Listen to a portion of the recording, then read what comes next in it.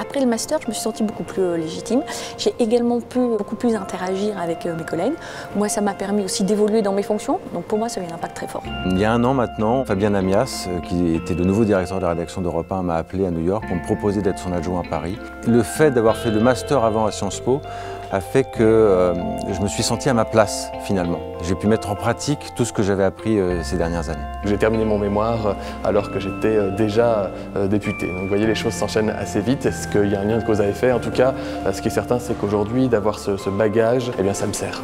Cette formation aussi m'a ouvert des portes et m'a donné plus de confiance aussi dans mon travail. Cette confiance nouvelle que j'ai eue grâce à l'EM me permet d'aborder les sujets, les problématiques, voire les conflits qu'on peut avoir dans une entreprise d'une façon complètement différente. J'ai un meilleur jugement en fait sur les situations, une capacité à prendre des décisions qui sont plus pertinentes. Même dans son quotidien, au niveau du travail, on est beaucoup plus exigeant dans les approches que l'on va pouvoir avoir et les solutions qu'on va pouvoir proposer.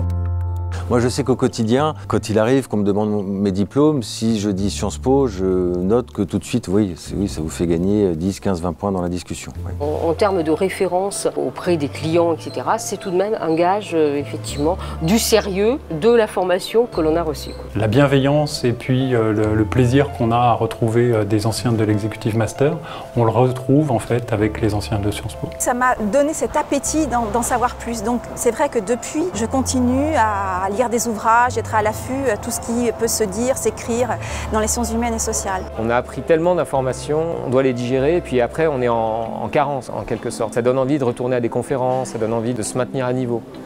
Et donc c'est marrant parce que ça crée un lien qu'on n'avait pas forcément avant. Continu, c'est pas un mot pour rien dans formation continue.